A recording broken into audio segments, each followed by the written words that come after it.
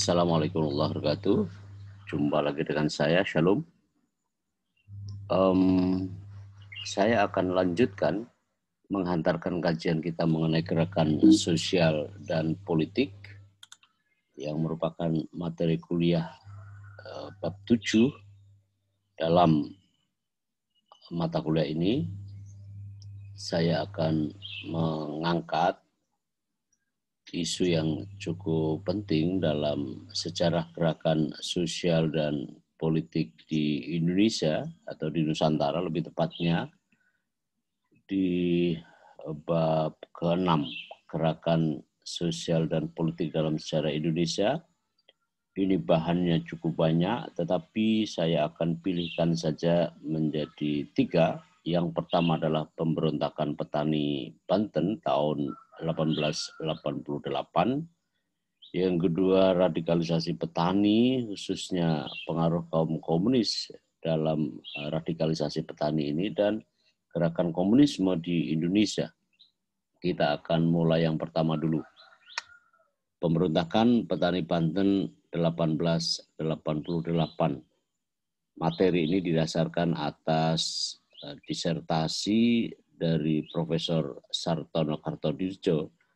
Ini adalah masterpiece dari contoh gerakan sosial yang pernah terjadi dalam lintasan sejarah Indonesia yang memiliki begitu banyak makna dari gerakan ini yang ditulis oleh Profesor Sartono almarhum ini.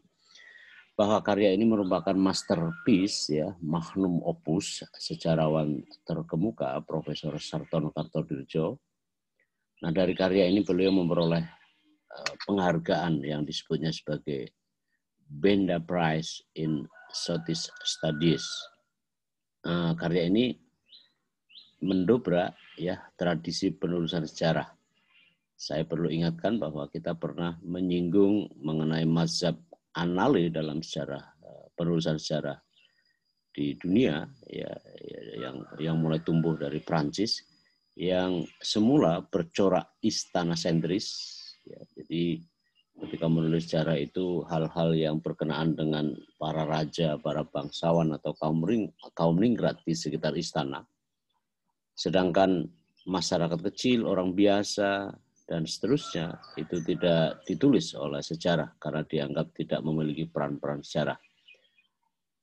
Dan karya Prof. Sartono ini kemudian menampilkan, ya, gerakan massa rakyat di tengah-tengah dominasi strukturalitas dalam sistem kolonialisme yang diperankan oleh terutama Barat. Lebih khusus adalah Belanda, lebih khusus lagi adalah VOC. Nah, selain itu, karya ini memiliki kekuatan terutama dalam cara mengungkap detailnya peristiwa, juga keberhasilan menyingkap cerita di balik peristiwa melalui evidensi ilmiah yang sangat meyakinkan. Saya telah membaca bahkan berulang kali karya ini dan memang sangat meyakinkan buat kita bahwa, dan inilah yang melatar belakangi saya untuk mengangkat disertasi ini ke dalam satu materi kuliah tentang gerakan sosial. Nah, sumbangannya adalah mengkayakan khasanah kajian gerakan sosial berbasis sejarah, tentu dalam konteks Indonesia, karena juga sebenarnya karya ini juga diakui oleh para ilmuwan dunia lain sebagai, selain dalam konteks ilmu sejarah maupun dalam konteks gerakan sosial. Nah, ringkasnya peristiwa pemberontakan petani Banten ini bermula di tahun 1888. Lebih tepatnya adalah 9 Juli, ya, itu di kota Cilegon yang kita kenal sekarang. Ya, pada Senin 9 Juli tahun 88 itu dimotori oleh Haji Wasid, anak seorang Haji Wahyah yang sebelumnya juga jadi pelakon gerakan pemberontakan Haji Wahyah pada tahun 1850. Nah, para pelaku gerakan ini berlatar belakang para petani. Karena itulah kemudian disebut oleh Sartono sebagai gerakan pemberontakan petani. Tetapi itu tidak sendirian karena gerakan ini kemudian didukung secara luas oleh masyarakat Banten dan sekitarnya, ya, seperti para pedagang kecil, para santri dari berbagai penjuru perdesaan di Banten, ya. Mereka itu menuju ibu kota Afdeling Anyer, ya, di Banten tadi itu. Para pelaku memburu, mendaku adalah memakzulkan begitu, dan sebagian diantaranya membunuh mereka yang dianggap sebagai mata-mata, ya, kaki tangan, komprador. Komprador itu ya nyari sama dengan kaki tangan, dan para birokrat lokal yang jelas tentu saja bekerja untuk kepentingan pemerintahan kolonial Belanda. Ya, dari tempat mereka berkumpul di alun-alun kota dan pasar di Banten tadi itu, mereka merangsek menuju ke tiap sasaran yang sudah mereka tentukan, satu demi satu sembari memeriahkan yel-yel Allahu Akbar, Allahu Akbar, begitulah. Mereka menganggap bahwa pemberontakan ini sebagai bagian dari perang suci atau perang sabil. Dalam tradisi Islam disebut sebagai fisabilillah.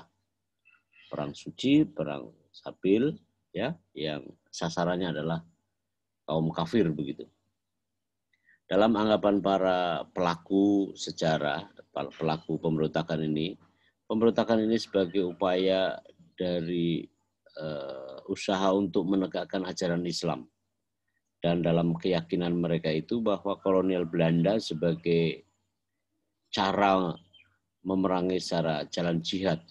Mengingat kolonialisme Belanda dalam pandangan mereka juga berbalut dengan kekafiran, termasuk mereka yang mendukung kolonialisme Belanda, juga bagian dari mereka yang mendukung kekafiran tersebut.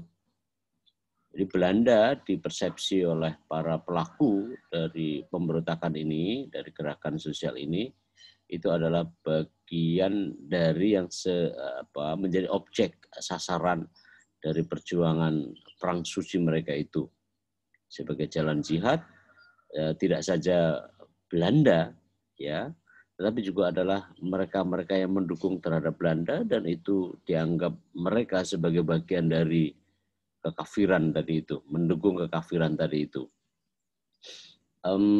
Dengan senjata tradisional yang dipegang, yang dia peroleh dari berbagai penjuru desa, mereka mengepung kota dari arah timur dan utara kota Cilegon. Nah, jumlah mereka cukup banyak, ya, ada sekitar 1.700-an orang.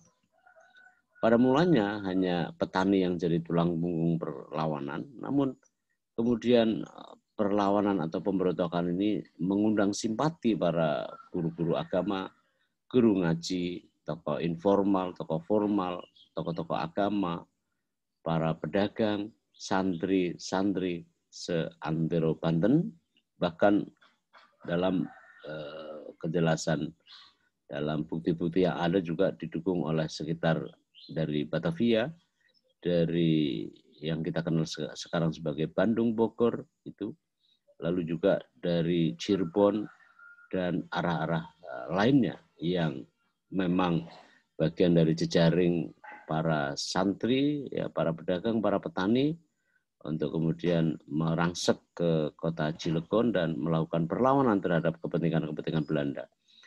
Nah, sosok Haji Wasidi dan Haji Tubagus Ismail, dua dari pentolan yang cukup karismatik di kalangan para pemberontak tadi itu, mampu berhasil menguasai 2-3 hari kota, mengambil alih sejumlah objek vital milik penguasa kolonial dan beberapa pabrik tebu di sekitar Banten, dan ketokohan keduanya memang mengundang simpati perlawanan rakyat pribumi dalam melawan kolonial Belanda.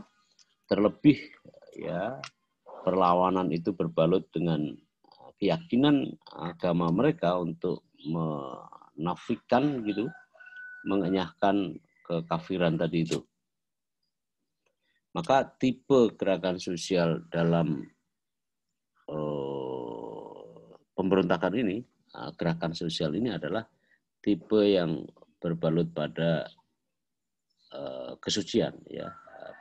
Artinya adalah bahwa faktor-faktor agama bekerja di dalam keyakinan mereka itu untuk kemudian melakukan perlawanan terhadap strukturalitas kolonialisme Belanda, dan sekali lagi berbalut pada nilai-nilai keyakinan mereka itu.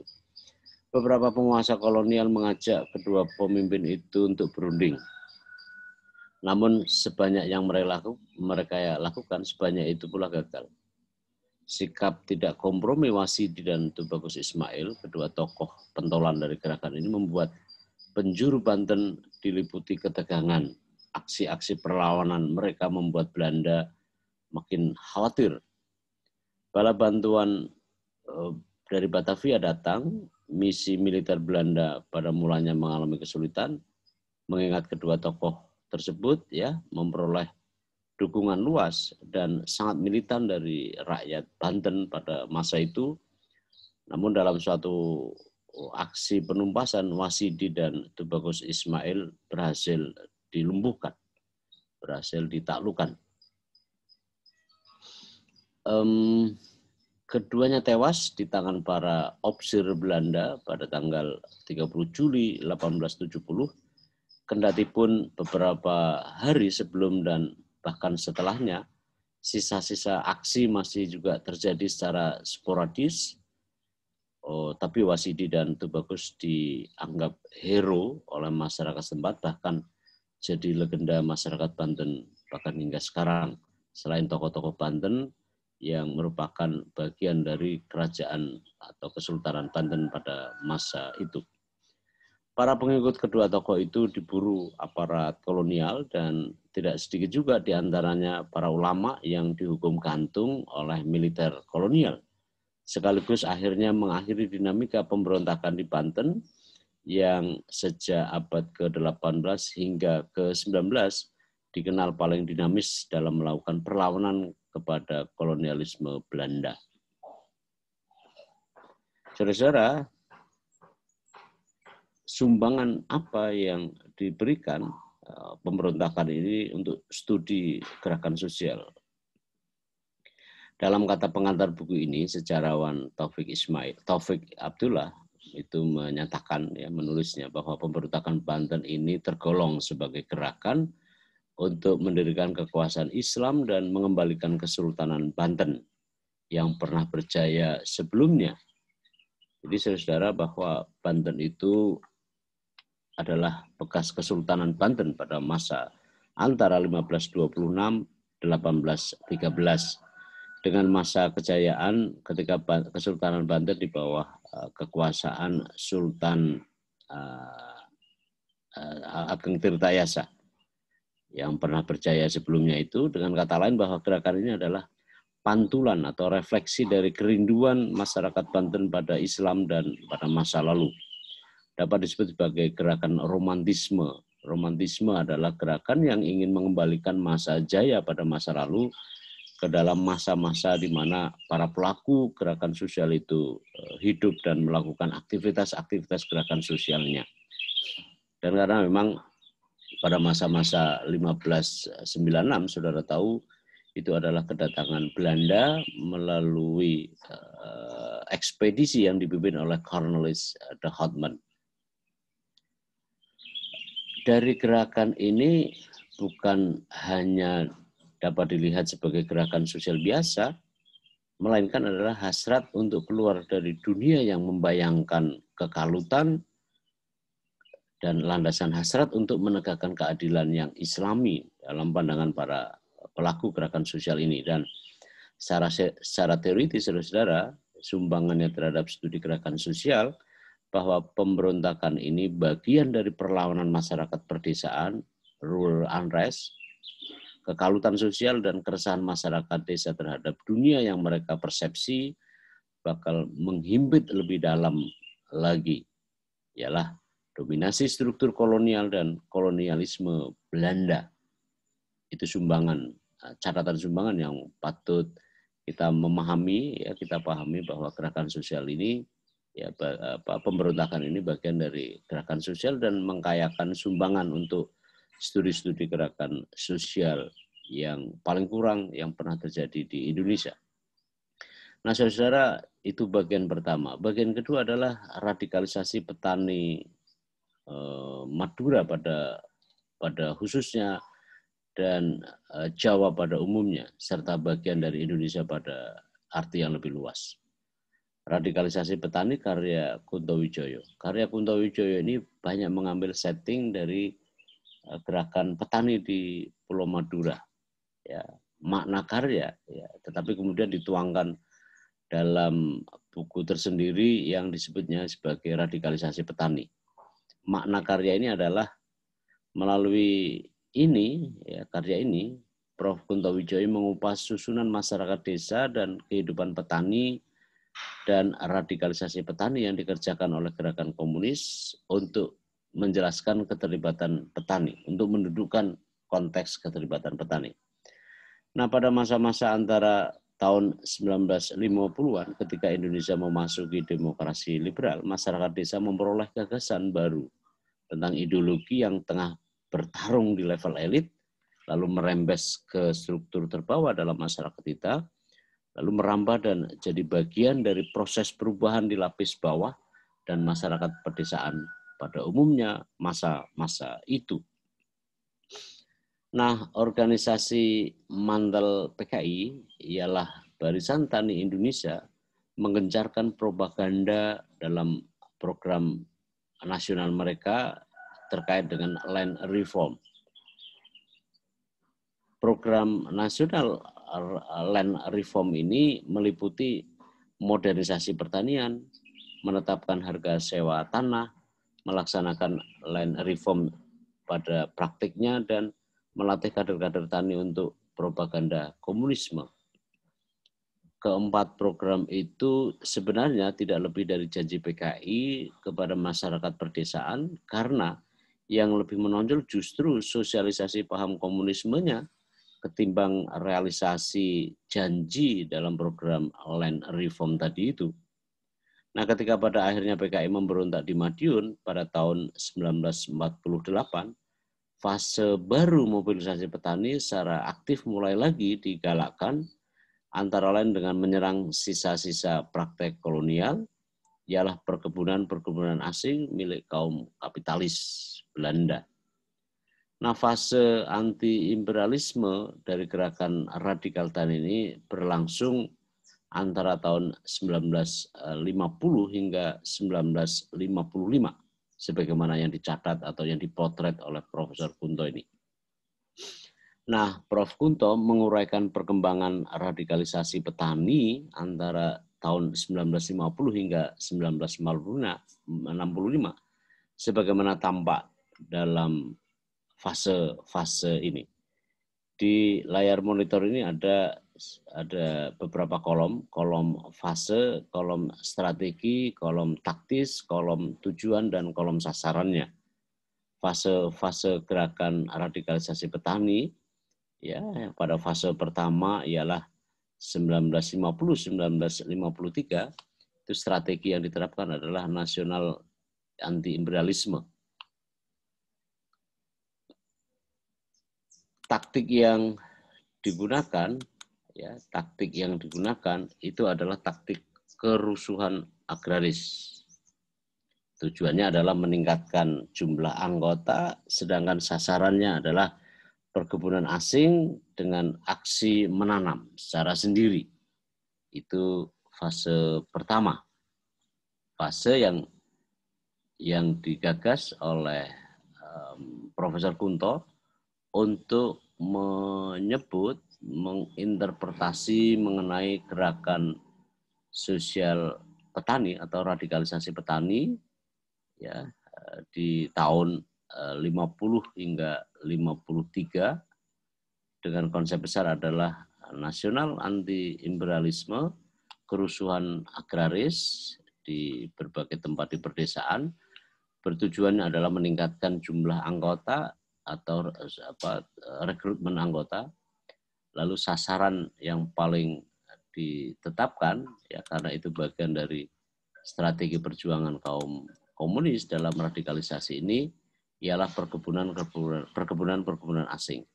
Ini fase pertama ya, fase yang menurut Kunto ya, sebagai fase yang cukup penting di dalam sejarah radikalisasi petani di Jawa pada masa itu, Jawa dan Madura maksud saya. Itu fase pertama ya. Fase pertama ini ya. Fase kedua adalah tahun 53 hingga 1955. Fase yang kemudian merebut aksi ya dengan membagi tanah, mendaku tanah tadi itu, mengklaim gitu ya, dan kemudian membaginya kepada para petani.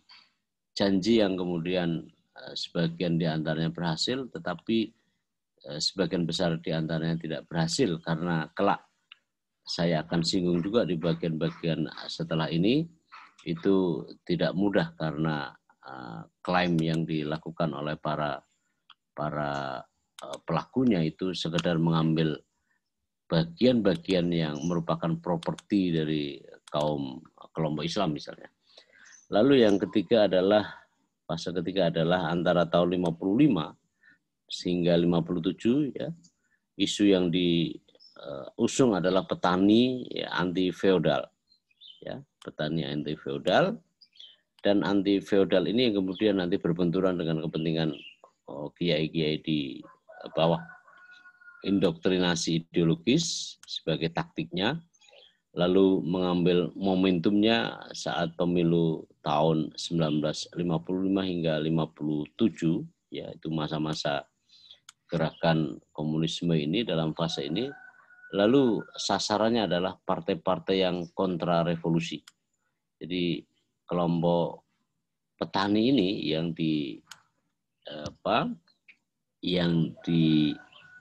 terindoktrinasi oleh komunisme ini, oleh paham ajaran komunisme itu, menggagas menyerang partai-partai kontra revolusi yang pada pokoknya kalau tidak sepaham dengan mereka maka akan dilawan oleh PKI. Dan ini tidak hanya bersifat informal, artinya gerakan sosial di bawah, tetapi di tataran elit juga begitu. Propaganda-propaganda komunisme yang terjadi pada waktu itu kentara sekali dan memperlihatkan penyerangan terhadap partai-partai yang mereka nilai sebagai partai kontra revolusi. Nah, keempat adalah tahun 57 hingga 60-an. Perjuangan mereka taktiknya adalah perjuangan parlementer, karena setelah pemilu tahun 55 PKI juga memperoleh suara yang cukup signifikan, dan mereka berjuang melalui gerakan land reform. Ya, jadi PKI banyak sekali menggagas mengenai kebijakan land reform, tetapi sebenarnya ada di balik itu sasarannya adalah menyerang terhadap para tuan tanah. Tuan tanah yang dimaksud nanti bisa dikritisi karena sebenarnya yang dimaksud adalah para tokoh-tokoh informal di lapisan bawah. Yang kelima adalah antara tahun 60 hingga 64 buruh tani anti tuan tanah itu dijadikan strategi ya. Lalu taktik mereka adalah aksi-aksi sepihak yang kadang-kadang itu tidak berdasar begitu, tetapi sepihak oleh mereka. Tujuannya adalah menjalankan kebijakan land reform. Perjuangan yang di platform mereka itu adalah perjuangan kelas. Ingat, konflik kelas. Nah, ini dia mereka memakai strategi radikalisasi petani itu dengan seperti itu. Dengan sasaran adalah tuan tanah. Tahun ini keempat, kelima, dan keenam adalah G30S ya. Prof. Kunto tidak menyambungkan G30S PKI, tetapi begini dia mencantumkannya. Anda tahu bahwa strategi, taktik, tujuan, sasaran dalam gerakan G30 itu seperti Anda bisa baca di buku-buku sejarah yang lain, yang tentu saja bagian dari radikalisasi petani yang pada masa-masa lapisan bawah itu bekerja untuk mensosialisasikan paham komunisme maupun mengambil alih kekuasaan dalam konteks yang seperti kita lihat. Seperti yang pernah dicatat oleh sejarah maksud saya. Nah, radikalisasi petani pada tahun 60-an di Jawa Timur dan Jawa Tengah itu menimbulkan ketegangan-ketegangan dalam hubungan antara santri dan kaum marhainisme di satu sisi dan PKI di sisi yang lain.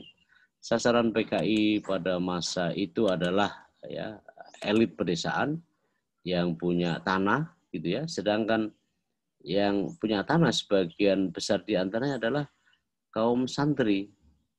Golongan santri yang dimaksud adalah kiai-kiai. Lalu adalah kaum tuan tanah yang memang memiliki beberapa hal yang bisa diberdayakan sebagai sumber produksi. Nah, kenapa golongan santri punya tanah? Karena begini, dalam tradisi masyarakat Islam di pedesaan, khususnya yang berpaham Ahlus Sunnah wal Jamaah di kalangan NU misalnya, bahwa yang namanya tanah itu kadang-kadang itu bagian dari wakaf dari mereka yang peduli terhadap keberlangsungan pendidikan Islam. Lalu para dermawan kemudian dan seringkali menghibahkan tanahnya untuk kepentingan masjid, musola, pondok pesantren. Nah, sedangkan tanah yang terakumulasi di kalangan para kiai-kiai di kampung pada waktu itu bukan untuk kepentingan lalu mengakumulasi modal hingga memperkaya diri sendiri misalnya, tetapi lebih bagian dari usaha untuk itu menghidupi pesantrennya. Nah, pesantrennya tadi itu untuk apa? Untuk memberi makan kepada santri-santri. Karena santri-santri yang mondok di pesantrennya belum tentu orang yang mampu. Dan itu hal yang biasa. Oleh karena para kiai-kiai itu memperoleh bantuan atau wakaf ya, amal jariah dari tidak hanya 1, 2, 3, maka memang tanah-tanah itu terakumulasi dalam beberapa baik jumlah maupun jenisnya. Tetapi sekali lagi bahwa yang mengerjakan areal persawahan maupun perladangan itu bukan pekerja yang secara khusus, tetapi ya santri-santri itu tadi. Misalnya siang membantu untuk menanamkan sesuatu yang hasil tanaman, hasil buminya itu nanti untuk kepentingan mereka makan. Dan begitu saja, tidak dalam rangka politik, tidak dalam rangka untuk mengakumulasi sebagaimana bayangan para kaum komunis di Eropa atau masa-masa industri di negara-negara Eropa. Memang tanah banyak, tetapi tanah itu hanya fungsi sosial, tidak untuk kepentingan ekonomi yang selebih dari apa yang dikerjakan oleh para kiai maupun dibantu oleh para santrinya. Karena disitulah sebenarnya kehidupan situs dari pesantren itu bisa terus berlangsung. Lalu pemberontakan itu menyiratkan makin meningkatnya rasa percaya diri di tubuh aktivis komunis PKI gitu. Nah, mereka melakukan agresivitas yang cukup intens. Nah, saudara-saudara, bahwa beberapa contoh dari peristiwa dalam gambaran yang sama itu juga akhirnya mengejala menjadi sesuatu yang cukup mensejarah begitu ya, seperti dalam pembantaian terhadap pembantu Letnan 1 Sujono di Sumatera Utara ya, yang kemudian dikenal sebagai peristiwa Bandar Betsi gitu, yang itu kemudian itu ya menjadi perlawanan, dan kadang-kadang karena komporan dari kaum komunis itulah kemudian menyerang terhadap kegiatan-kegiatan kelompok-kelompok Islam.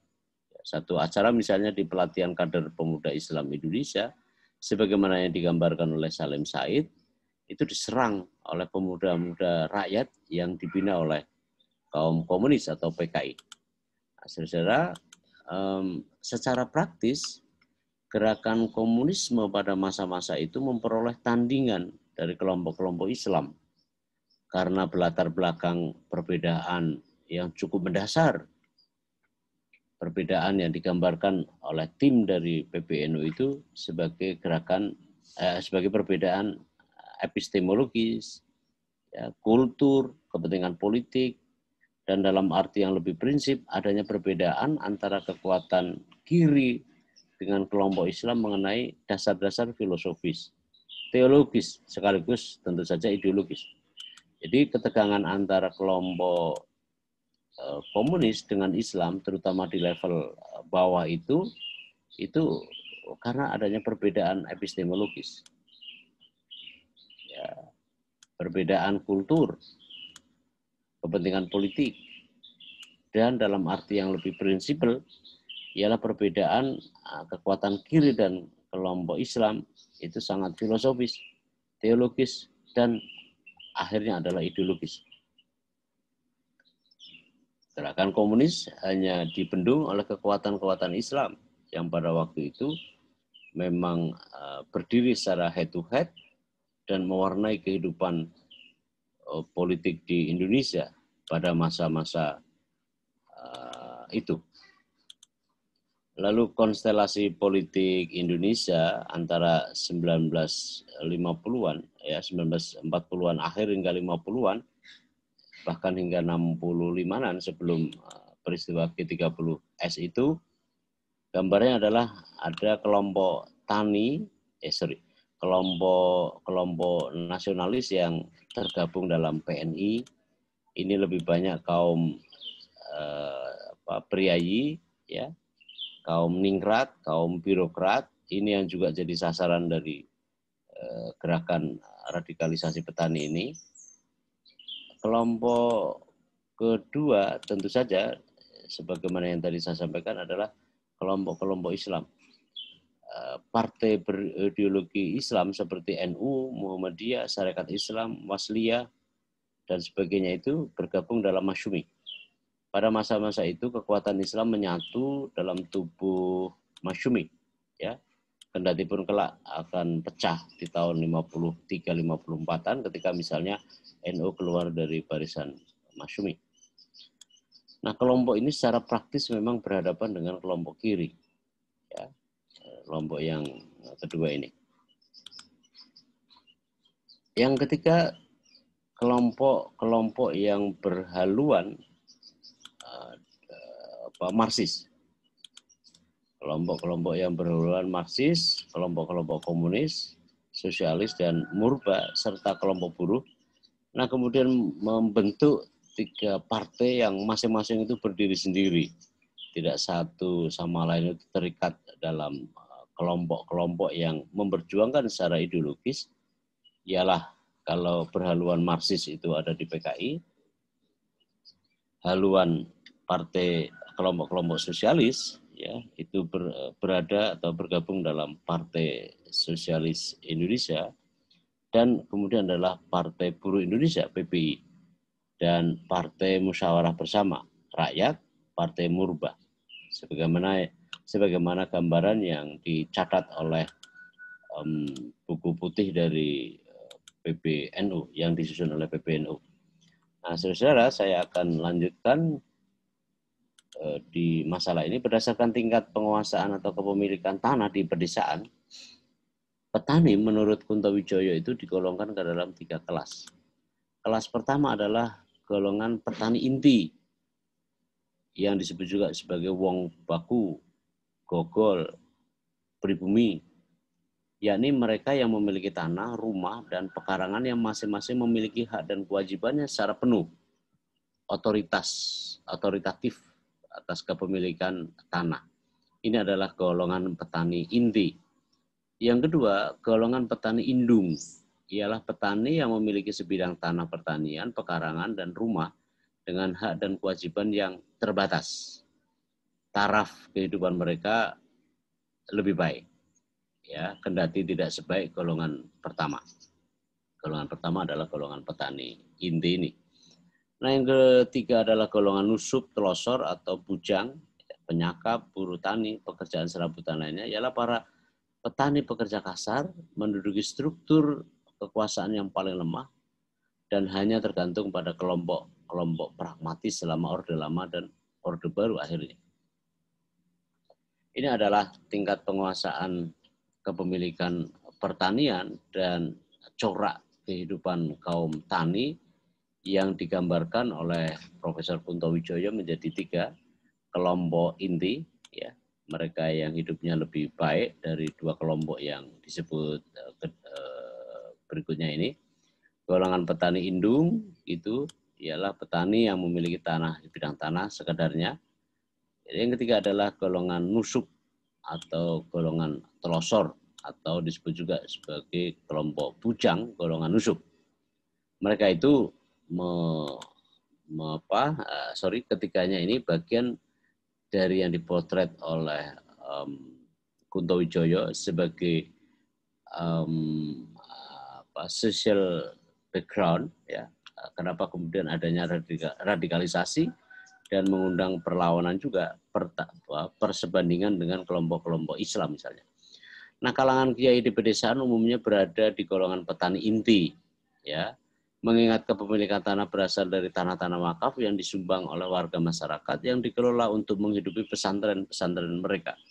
Itu sebagaimana penjelasan saya tadi bahwa mereka itu memang memiliki tanah. Para petani santri di pedesaan itu memiliki tanah yang cukup, ya, bahkan kadang-kadang lebih dari sekedar cukup. Dari mana tanah-tanah itu? Bukan melalui proses-proses ekonomi, tetapi melalui proses-proses sosial, kedermaan yang disumbang oleh warga desa, ya, kepada para kiai mereka untuk menghidupi, ya, pondok pesantren mereka. Sedangkan mereka yang menyumbang atas kesadaran itu tidak sekedar satu, tapi banyak.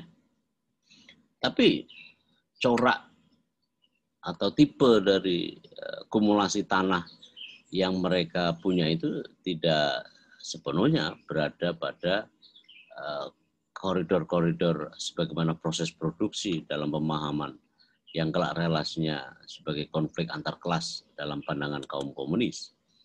Nah, ketegangan muncul ketika BTI dan segolongannya mengkampanyekan program land reform. Kalangan santri jadi sasaran-sasaran gerakan mereka itu. Jadi sasaran gitu. Nah, situasi di desa makin panas ketika misalnya ketua sisi PKI, Komite Sentral PKI, semacam DPP, ya, Dewan Pimpinan Pusat sekarang lah, DN Aidit itu, Dipo Nusantara Aidit, secara terbuka menyatakan bahwa masyarakat dengan pemilikan tanah secara feodal dan imperialistik. Maka ya kelompok inti dari golongan petani ini yang kebanyakan atau sebagian besar dimiliki oleh para kiai, ya, para kiai itu, maka ini yang jadi sasaran. Kelompok ini yang jadi sasaran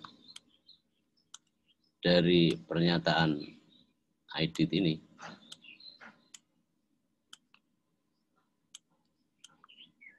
Itulah kemudian ketegangan-ketegangan sosial, konflik di desa yang berbasis pada gerakan atau perlawanan atau konflik ideologis, ya, menempatkan, ya, melibatkan antara petani-petani inti yang sebagian besar di tangan para kiai itu yang kemudian jadi sasaran hujatan, sasaran fisik, ya, akibat dipanas-panasi oleh pernyataan ketua sisi PKI Aidit ini. Konflik politik dan ideologi di pedesaan tidak terelakkan menempatkan kaum komunis di satu sisi serta kalangan santri di sisi yang lain.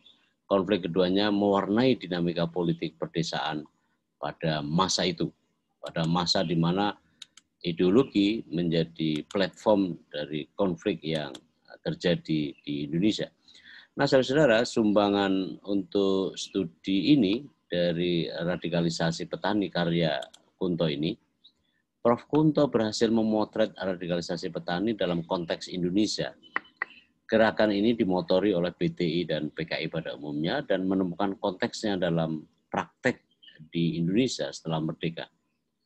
Nah, radikalisasi petani yang digencarkan oleh PKI itu meruncingkan hubungan antara apa yang dikatakan PKI sebagai setan desa dan kalangan santri yang tidak bisa menerima terhadap slogan maupun tuduhan PKI semacam itu. PKI menuduh kalangan santri tidak pro terhadap program land reform, sedangkan santri berdalih bahwa kumulasi tanah yang dimilikinya lebih merupakan atau bagian dari amanat dari umat Islam yang dipercayakan kepada mereka. PKI menggebiah dalam soal ini. Fungsi ekonomi dari kepemilikan tanah tersebut lebih sebagai fungsi-fungsi sosial dan bukan dalam rangka untuk memupuk kekayaan. Itu yang dimengerti, yang harus yang ingin dikatakan oleh kelompok santri dalam berhadapannya dengan kelompok komunis. Ya, setan desa dan seterusnya waktu itu muncul. Nah, saudara-saudara, itu catatan 1, 2, 3. Kita lihat catatan berikutnya, sumbangan gerakan ini terhadap gerakan sosial. Secara teoritis, saudara-saudara, konsep gerakan sosial memiliki nuansa-nuansa klasik. Dalam hal ini sebenarnya ada nuansa-nuansa klasik, terutama terkait analisis kelas, bagaimana kaum Marxian sering menganalisis tentang gerakan sosial. Nah, secara teoritis pula, Kunto Wijoyo menempatkan konsep-konsep konflik ideologis di antara subkultur santri, abangan, dan priayi sedemikian rupa, sehingga ya di sela-sela konflik yang melibatkan PKI sebagai penggerak komunisme dan kalangan santri sebagai objek konflik PKI dan santri di sisi yang lain. Ya. Yang akhirnya adalah radikalisasi petani yang dimotori BTI itu gagal. Tidak saja alat revolusi PKI untuk menjual paham komunisme, namun di sisi yang lain juga gagal karena tidak memperoleh massa pendukung yang lebih banyak, sebagaimana yang mereka perlukan, tetapi tertahan oleh akar dukungan masyarakat Islam untuk melawan terhadap gerakan komunis. Jadi saudara memahami sampai di sini bahwa gerakan radikal petani itu ya, memang dalam karya Kunto ini memang ada nuansa-nuansa klasik. Saudara ingat bahwa nuansa klasik itu bersifat strukturalis gitu, kelas, ya, analisis kelas, konflik kelas dan seterusnya, terutama menempatkan antara buruh dan pemodal. Ya, di saat yang bersamaan, kemudian perjuangan mereka untuk mewujudkan apa yang mereka cita-citakan. Lalu secara teoritis, Kunto menempatkan ini dalam tipe konflik ideologis dalam gerakan ini. Nah, yang ketiga bahwa radikalisasi petani rupanya gagal. Apa yang dimotori digerakkan oleh BTI, ya ini adalah organisasi mantelnya PKI untuk sektor pertanian. Nah, tidak saja alat revolusi PKI hanya menjual saja komunisme, paham komunisme, namun sebenarnya gagal karena ini tadi tidak memperoleh dukungan massa yang cukup memadai. Kenapa? Karena mereka melawan terhadap struktur sosial di bawah yang tidak kalah kuatnya dan punya akar historis, akar sosiologis, akar psikologis yang berbalut pada lokalitas, pada nilai-nilai agama dan seterusnya. Ya, terutama untuk menyebut mengenai bagaimana kelompok ini atau gerakan radikalisasi ini memang akhirnya gagal.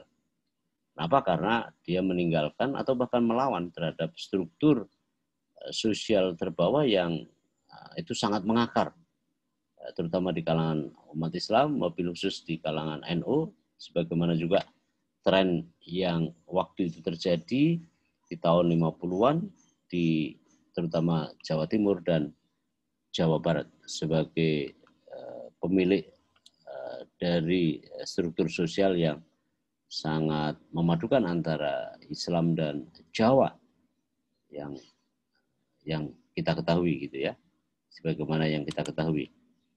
Nah, saudara-saudara, kita lanjutkan untuk yang ketiga, gerakan komunisme di Indonesia.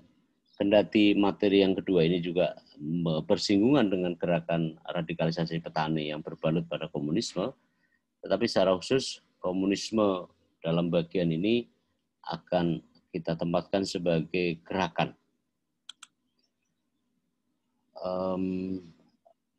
Ruth C.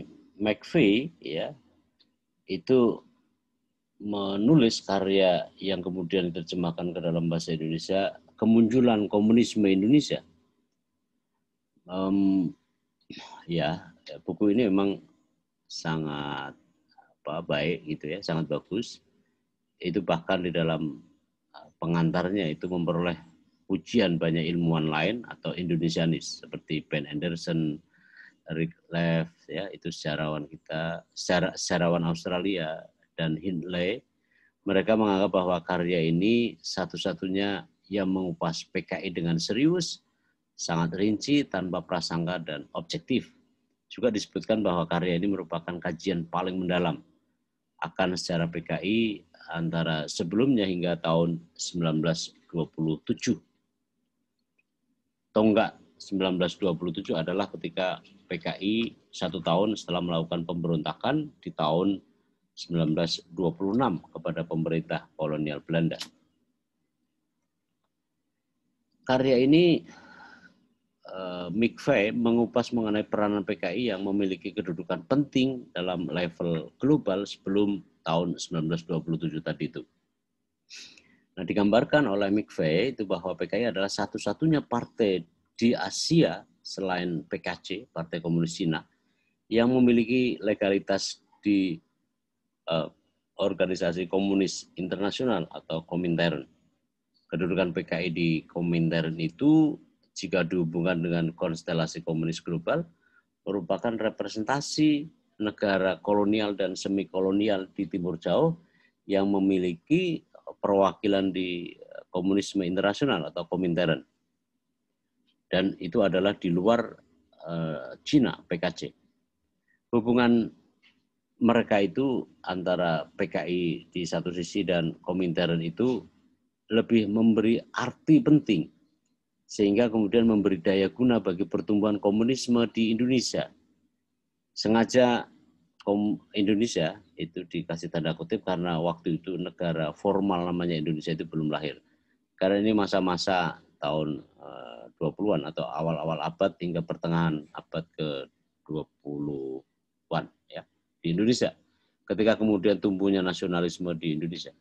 Nah, saudara, kendati begitu, PKI tidak selalu, ya, kendati pun memiliki arti yang cukup penting di Komintern, PKI itu tidak selalu mengikuti seluruh garis Komintern, melainkan memiliki kepentingan-kepentingannya sendiri, yang kepentingan-kepentingan itu tidak selalu sejalan dengan apa yang digariskan oleh komunisme internasional dalam Komintern.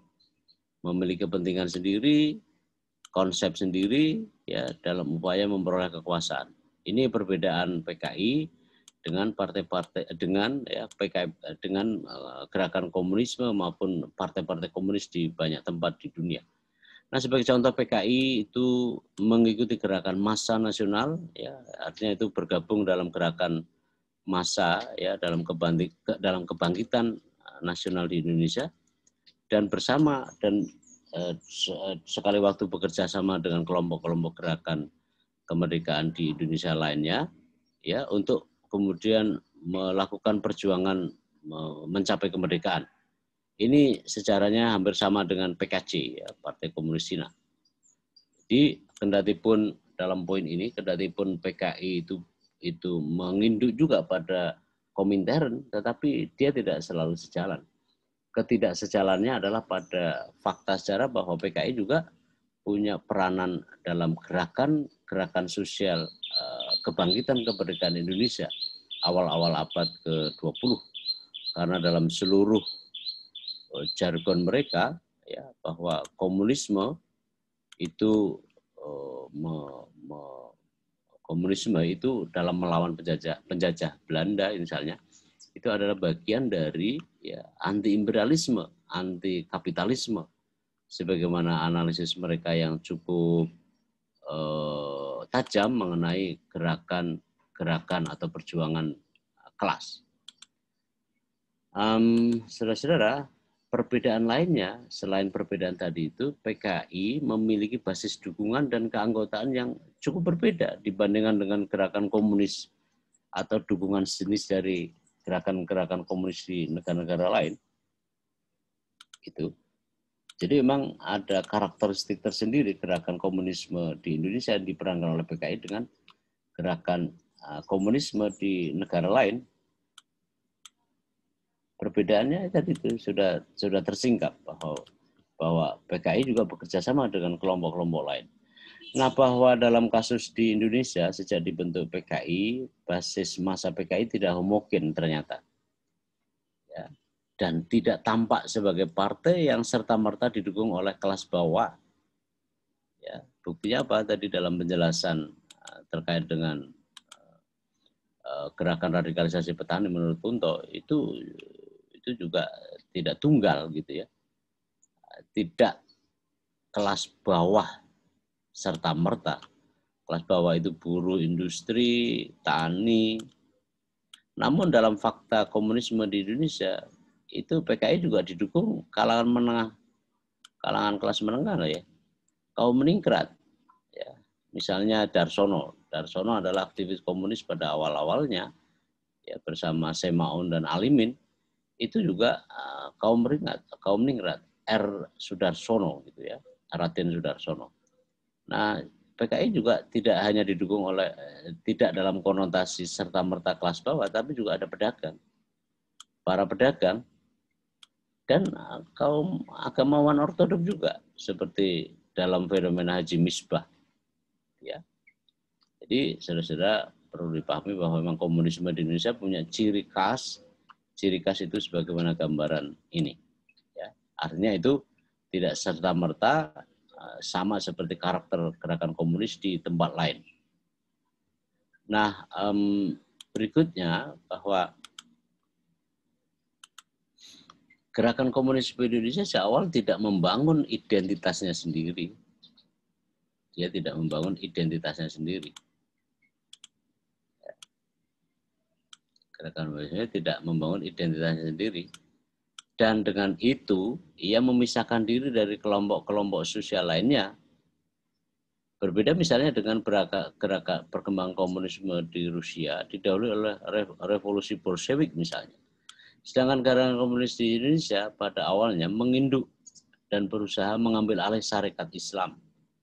Jadi pada awalnya gerakan komunisme di Indonesia mengambil tempat gitu ya, yang sebenarnya ingin berusaha sebagaimana perkembangan komunisme di belahan dunia yang lain. Ya, misalnya mendahului dengan revolusi Bolshevik. Tetapi gerakan komunis di Indonesia justru ini dia sebagai taktik perjuangannya menginduk dan berusaha mengambil alih misalnya organisasi Syarikat Islam SI, sehingga kemudian lahir ada SI Merah dan SI Putih itu. Itu menunjukkan bahwa gerakan komunisme di Indonesia tidak menentukan identitasnya sendiri sebagaimana identitas lain yang dilakukan oleh para kolega gerakan komunis di tempat lain. Sebagaimana contoh dalam komunisme di Rusia, itu jelas sekali gitu ya. Tapi di Indonesia agak berbeda dan itu yang membedakan PKI dengan gerakan komunis lain di banyak negara. Nah, gerakan komunisme di Indonesia tidak pernah benar-benar membangun masyarakat dengan karakter komunis. Ya. Karena misalnya dalam catatan sejarah mereka itu besar bermula dari proses simbiosis parasitisme. Gitu. Ya. Mereka lahir itu karena gerakan ini, karena proses simbiosis parasitisme. Dalam ilmu biologi ada namanya simbiosis mutualisme. Ya, itu jika kerjasama itu saling menguntungkan. Tetapi kalau simbiosis parasitisme itu kerjasama yang satu sisi merugikan, yang satunya lagi teruntungkan. Jadi model simbiosis itu ada 3. Pertama adalah simbiosis mutualisme, jika hubungan itu saling menguntungkan di antara 2 atau lebih pihak, yaitu saya gambarkan saja ya bahwa parasitisme. Parasitisme itu merugikan, gitu ya, satu pihak, gitu ya, pihak satu, pihak dua, pihak satu menguntungkan, tapi pihak lainnya terugikan. Kemudian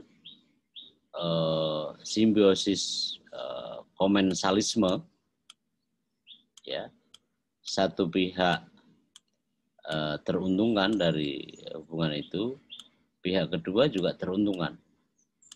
Ya, kalau parasitisme satu pihak menguntungkan, teruntungkan, ya, pihak yang lain terugikan. Ya, itu parasit itu namanya. Ya, jadi parasitisme, komensalisme, kemudian mutualisme. Mutualisme itu sama-sama saling menguntungkan. Tidak ada pihak yang dirugikan. Begitulah gambaran kita mengenai parasitisme dalam gambaran yang dilakukan oleh McVeigh. Nah, hal yang paling dekat dengan persamaan gerakan komunisme di Indonesia dengan para kolega di luar negeri ialah bahwa mereka sama-sama pernah melakukan gerakan revolusioner seperti gerakan Bolshevik misalnya di Rusia. Kemudian hal yang sama di Indonesia ketika PKI memberontak kepada penguasa Belanda tahun 26. Kalau kita kalau kita perjelas lagi bahwa gerakan pemberontakan ini juga, ya, ingin dicoba untuk memenuhi PKI, ya, sebagai gerakan komunisme yang sejati, ya, sehingga misalnya mereka pernah melakukan gerakan revolusioner itu dicoba oleh PKI ketika tahun 26 melakukan pemberontakan kepada penguasa kolonial. Lalu begitu cepat tumbuh lagi, tidak kurang dari 20 tahun, kemudian PKI bangkit lagi tahun 48 dan melakukan gerakan revolusioner. Gitu. Ya, tahun 26, tahun 48, lalu tahun 66. Ya. Apalagi kemudian ditambah dengan gerakan radikalisasi sebagaimana gambaran oleh Kunto Wijoyo tadi itu. Tetapi di luar itu komunisme sama dengan strategi gerakan lain di Indonesia. Ya, itulah perbedaan antara gerakan komunis dengan gerakan di tempat lain. Gerakan komunisme di Indonesia berbeda dengan gerakan komunisme kecenderungannya dengan gerakan-gerakan komunisme di lain tempat. Tetapi mereka juga berusaha, ya, para aktivis komunisme berusaha untuk melakukan pemberontakan sebagai bagian dari gerakan revolusioner. Nah, saudara, paham komunisme kali pertama masuk ke Indonesia itu dibawa dan dipelopori oleh Henricus Josephus Franciscus Mary Sneville. Ya. Dia sebenarnya adalah warga negara Belanda yang datang ke Nusantara pada tahun 1913. Nah, dia bersama Adolf Bars, ya, dia dirikan apa yang disebut sebagai Indische Sozialdemokratische Vereniging atau ISDV. Inilah yang menjadi embrio atau cikal bakal dari PKI yang kita bahkan kenal sampai sekarang.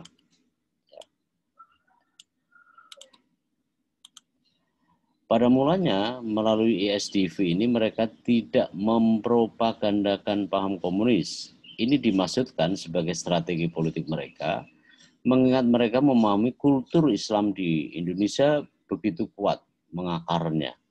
Sedangkan mereka tahu bahwa beberapa tokoh Islam memahami dengan detail gerakan komunisme global.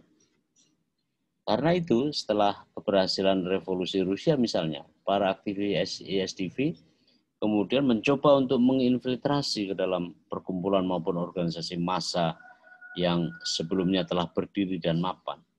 Lalu pilihan itu jatuh pada SI yang sedang berkembang pesat pada waktu itu.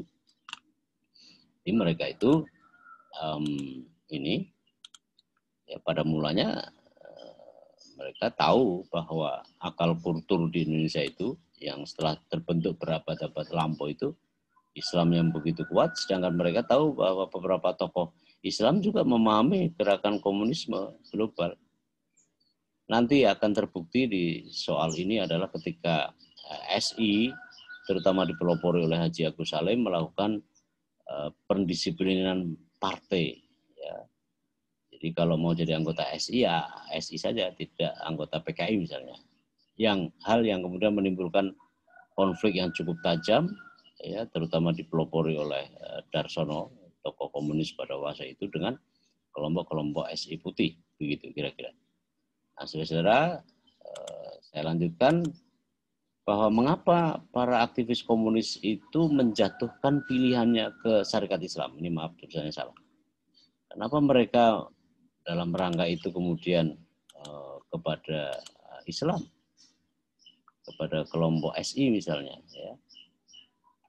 Karena mereka tahu kenapa pilihan jatuh kepada SI. Ya, ini dia. Pertama, dibandingkan dengan ormas manapun pada waktu itu, SI dikelola secara lebih modern dan terbuka. Orang-orang di dalamnya berpikiran maju, progresif, dan anti kolonialisme Belanda. Itu yang mereka pahami, ya. Jadi kenapa pilihan mereka untuk menginfiltrasi, untuk mengembangkan paham komunisme, dan jatuhnya itu pilihannya kepada SI, karena SI itu dikelola lebih modern dan terbuka, gitu ya. Pada modernnya lebih terbuka, dan orang-orang di dalamnya, ya, di dalamnya itu berpikiran maju, progresif, gitu. Dibandingkan dengan, dan SI ini relatif lebih maju, lebih apa? Ya, mereka berpikiran sangat maju, ya, sangat maju, tidak sebagaimana organisasi lain yang tidak sebagaimana gambaran dari kelompok-kelompok SI gitu. Nah, sehingga mereka jatuhnya adalah pada SI. Ya, mereka itu lebih progresif, ya, maju, progresif, dan ini tentu saja yang segaris dengan kaum komunis ialah anti kolonialisme. Berikutnya yang cukup penting bahwa secara ekonomi sejak awal SI dibentuk itu untuk mengimbangi dominasi kapitalisme Cina yang digambarkan oleh kaum komunis itu juga itu ya pro kepada Belanda, lebih banyak berkepentingan dengan Belanda. Nah, sebagaimana contoh dalam bentuk SDI ya, Syarikat Dagang Islamiyah. Dan secara politik SI mencita-citakan Indonesia merdeka sejalan dengan visi komunisme yang anti imperialisme, anti kapitalisme, begitu. Nah, ini di sini ada paralel antara kepentingan kaum komunis dan SI gitu. Dan di bagian akhir kenapa mereka pilihnya SI, karena populasi Muslim di Indonesia itu cukup besar. Lebih mudah bagi PKI untuk meraih simpati kepada komunitas Islam. Itu saya kira analisis demografis yang bisa masuk akal ya. Karena memang kelompok Islam populasinya paling besar. Walaupun ya semua kekuatan itu lebih banyak, mayoritas juga Islam. Tetapi nilai strategisnya memang agak berbeda. Itu sebagai pralambang juga. Maka kemudian jalan yang paling moderat dalam rangka kaum komunis itu mengupayakan supaya secara efektif menginfiltrasi ke dalam gerakan ini, maka SI lah pilihan yang mereka jatuhkan. Dan terbukti dalam sejarah di Indonesia yang kita pahami. Saudara-saudara, tapi bukan berarti selancar itu gitu ya dalam rangka menginfiltrasi tadi. Karena ada tokoh-tokoh yang cukup brilian di dalam memanfaatkan kaum komunis terhadap gerakan SI itu gitu. Tokohnya adalah Semaun, ya, Alimin, dan Darsono. Ini adalah tiga sosok yang dibina oleh Sneville. Ya. Upaya menginfiltrasi SI tampaknya gemilang memang. Semaun, ya, Alimin, Darsono, tiga dari sekian tokoh binaan Sneffield ini berhasil menyebarkan paham komunis di tubuh SI dan diam-diam membangun faksi kiri sehingga akhirnya SI terbelah menjadi dua faksi gitu ya. Memang luar biasa kalau lihat dari gerakan mereka yang sangat rapi dan sangat oke menurut saya. SI Merah di bawah Semaun kelak membentuk Partai Komunis Indonesia dan dia menjabat sebagai ketua umum pada periode pertama PKI. Lalu ada ini yang kemudian disebut sebagai SI Merah. Ya, SI Merah. SI Merah kemudian pecah di bawah ya SI Merah di bawah Semaun. Dia adalah ketua pertama. Ya, SI terbelah menjadi dua faksi ya oleh tiga tokoh ini. Itu.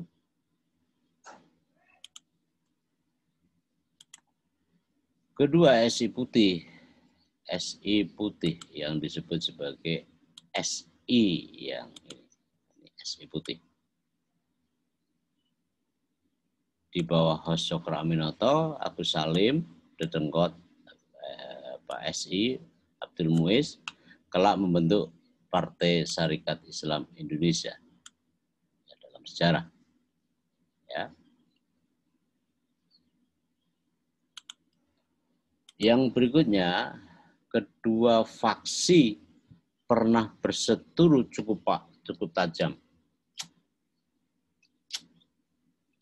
Terkait misalnya sorotan Darsono, ya sorotan Darsono. Darsono ini tokoh yang cukup cukup cerdas gitu ya. Darsono. Ketika Darsono itu kemudian mempermasalahkan gitu ya tentang pengelolaan keuangan oleh Hos Cokroaminoto. Memang ini panjang sekali. Ya, dia menyoroti tentang pembelian mobil dan seterusnya yang waktu itu disorot. Ini disampaikan oleh Darsono ya. Ketika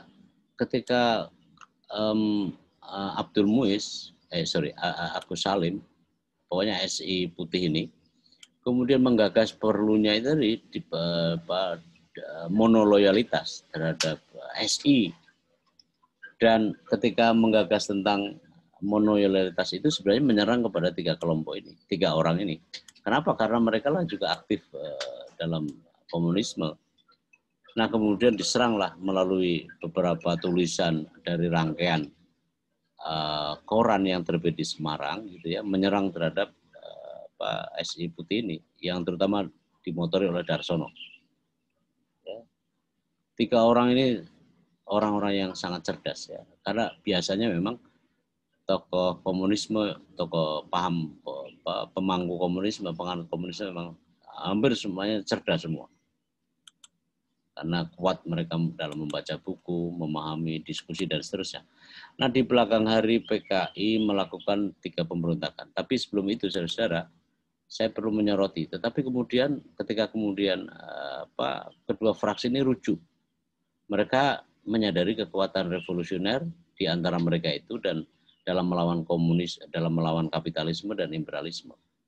Panjang memang, misalnya Kongres SI di Jogja, di Surabaya, dan di Semarang, mereka berbaku konflik, tetapi kemudian mereka rujuk.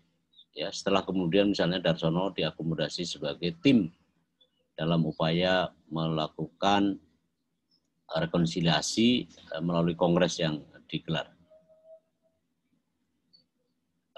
Saudara-saudara, di belakang hari PKI melakukan 3 pemberontakan.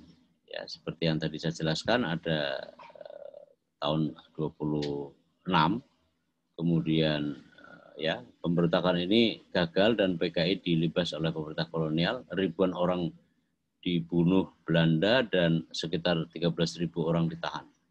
Nah, sebanyak 1.308 kader partai kemudian dibuang ke Digul, Boven Digul, ya di Papua sana. Nah, pada tahun 1948 PKI melancarkan pemberontakan kedua pada masa pemerintahan Indonesia yang sudah berdiri. Lalu pemberontakan itu berniat untuk memerintahkan RI dan mengganti dengan negara komunis, upaya kali kedua ini juga gagal. Nah, kali ketiga, ya tahun 65, PKI juga gagal dalam melakukan gerakannya.